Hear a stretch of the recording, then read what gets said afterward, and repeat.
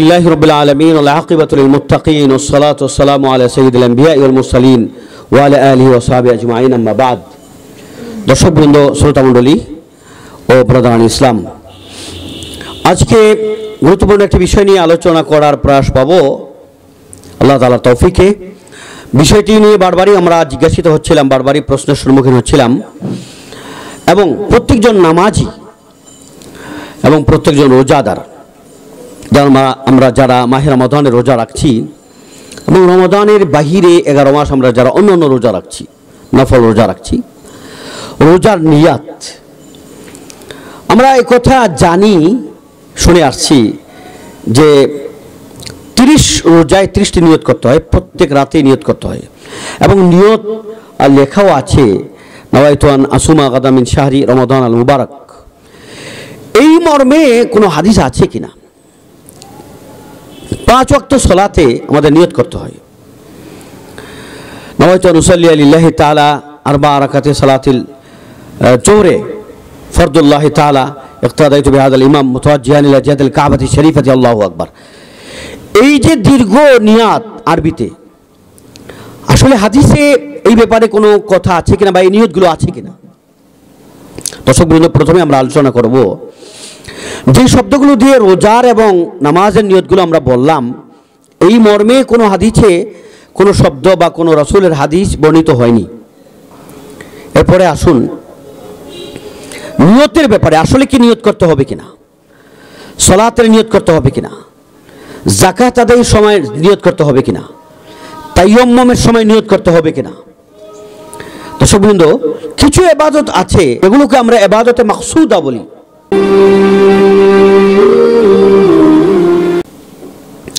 ইবাদতে মাকসুদা, ইবাদতে মাকসুদা হলো ডাইরেক্ট ইবাদত। ডাইরেক্ট ইবাদত যেমন নামাজ, এটা ডাইরেক্ট ইবাদত, রোজা ডাইরেক্ট ইবাদত, হজ ডাইরেক্ট ইবাদত।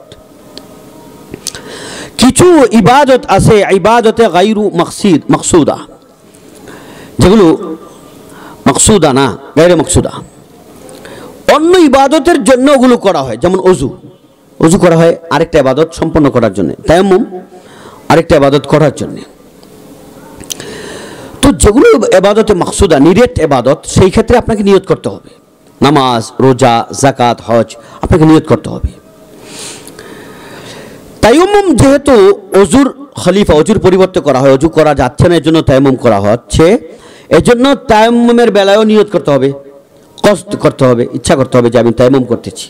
নয় মাটি আপনি কেন ব্যবহার করছেন? মাটি দিয়ে কি করা হয়? মাটি দিয়ে তো পবিত্রতা অর্জন করা হয় না। আপনি কেন করছেন? বলে পবিত্রতার উদ্দেশ্যে করছি। এই জন্য এটাকে আপনি নিয়ত করতে হবে, ইচ্ছা করতে হবে। তাহলে যে সমস্ত ইবাদতে নিয়ত করা শর্ত, নিয়ত করতেই হবে, সেখানে নিয়ত দ্বারা উদ্দেশ্য কি বা সেখানে নিয়তটা কিভাবে করতে হবে? আমি আপনি সকলেই জানি যে নিয়ত আমাদের করতে হয়, নিয়ত বলতে হয় না, নিয়ত করতে হয়।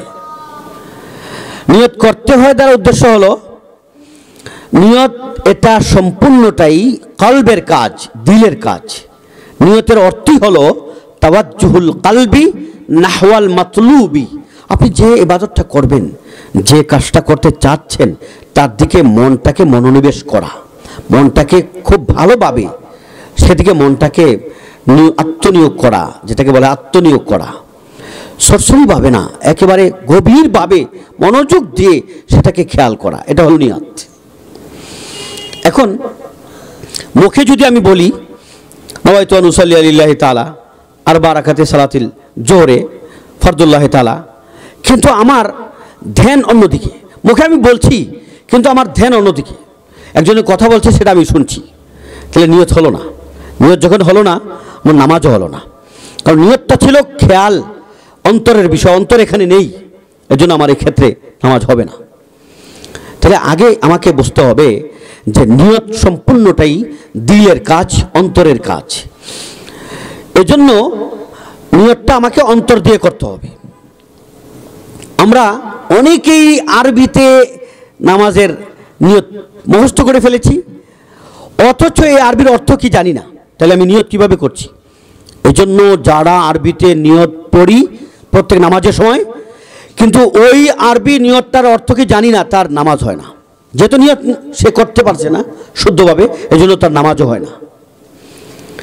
তাইলে আরবিতে নিয়ত করতে হবে এরকম না, নিয়ত বলতে হবে এরকম না, নিয়ত বাংলাতে বলতে হবে এরকমও না। নিয়তটা সম্পূর্ণ কলবে। আপনি যদি আরবিতে বলেন কিন্তু আপনার আরবির অর্থ জানেন, আপনার কল্প সেদিকে মোতাবাজ্জ আছে, দিলে দিলে আপনি বলতেছেন যে আমি নওয়াইতু আন উসাল্লি আলিল্লাহি তাআলা আরবা রাকাতে সালাতিল জোহরে, আপনি বলতেছেন 4 রাকাত জোহরের ফরজ নামাজ পড়ছি, সুন্নত পড়ছি, 4 রাকাত নফল পড়ছি, আপনি আরবিতে বলছেন কিন্তু আপনি অর্থ টোটালটা সম্পূর্ণ বুঝছেন এবং আপনার দিলও সেদিকে আছে, মনও সেদিকে আছে, তাহলে আপনি ঠিক আছে, আপনার নামাজ ঠিক আছে। কারণ আপনি নিয়ত যদি করতে যান মনে মনে, সেক্ষেত্রে তো আপনাকে একটা শব্দ, একটা বিষয় বুঝতে হবে।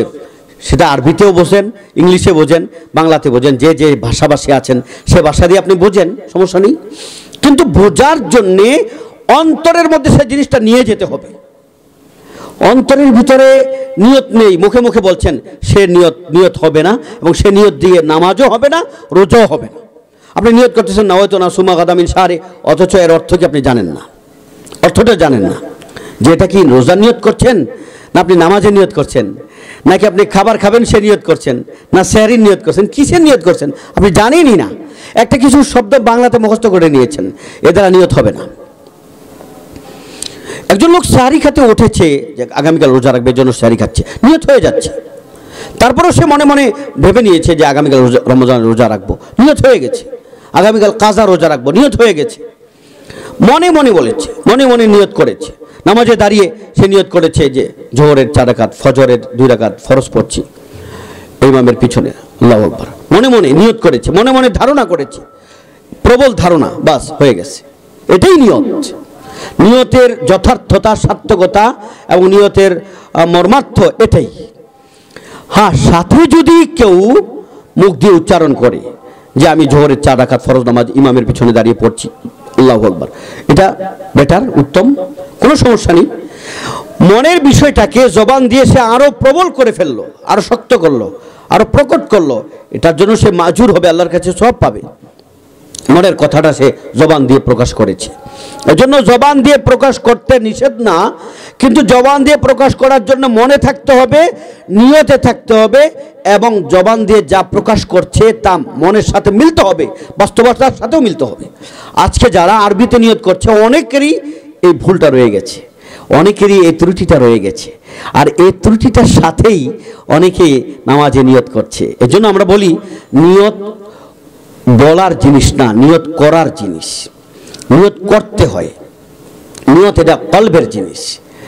এজন্য আমরা অনেক সময় নিয়ত করি যে আল্লাহর জন্য করেছি, তো এটা তো মুখে আমরা বলি না। আর যদি মুখে বলি যে ইন্না সলাতি ওয়া নুসুকি ওয়া মাহইয়ায়া ওয়া মামাতি লিল্লাহি রাব্বিল আলামিন, কুরবানির সময় একটা দোয়া রাসূল সাল্লাল্লাহু আলাইহি ওয়াসাল্লাম শিখিয়েছেন, এটা তো আমি মনে মনে বললেই হয় যে কুরবানি করতেছি, বাস হয়ে গেছে কুরবানি, আল্লাহর জন্য কুরবানি, আল্লাহর জন্য সলাত হয়ে গেছে।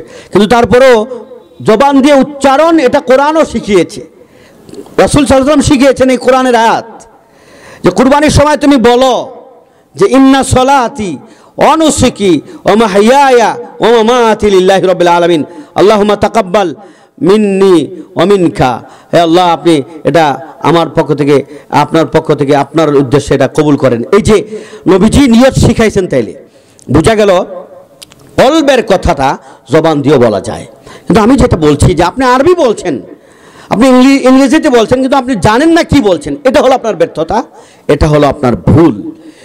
আপনাকে জানতে হবে। আপনি বাংলাতে বলেন, সমস্যা নেই, ইংরেজিতে বলতে হবে, আরবিতে বলতে হবে, এরকম না। আপনি বাংলাতে বলেন, আর যেটা আরবিতে নবীজি শিখিয়েছেন, যেমন কোরবানি করার আগে মুহূর্তে এই দোয়াটা নবীজি শিখিয়েছেন, তো এটা আমরা আরবিতে বলতে পারি, আরবিতে বলেনি। বাকি যেগুলো এরকম নবীজির থেকে দোয়া শিখানো নেই, সেটা আমাকে অবশ্যই, সেটা আমাকে আমার ভাষা দিয়ে আমি আগে শিখবো, এরপরে দিলের সাথে জবান দিয়েও আমি বলবো, যাতে করে আমার নিয়ত পরিপূর্ণ হয়ে যায় এবং আল্লাহর সামনে আমার ঘোষণা হয়ে যায়, সওয়াবও আমার অধিক হয়ে যায়। আমি আশা রাখি বিষয়টি স্পষ্টভাবে বুঝেছেন। আল্লাহ তাআলা আমাদেরকে মাকাসিদে শরিয়া শরীয়তের মাকসাদে শরিয়া আমাদেরকে বুঝার এবং মানসায়ে শরিয়া এবং মানসায়ে রসুল আরবি সাল্লাল্লাহু আলাইহি ওয়াসাল্লাম আমাদেরকে বুঝার তৌফিক দান করুন, সে অনুযায়ী আমল করার তৌফিক দান করুন। ওমা আলাইনা ইল্লাল বালাগ। আসসালামু আলাইকুম ওয়া রাহমাতুল্লাহি ওয়া বারাকাতুহু।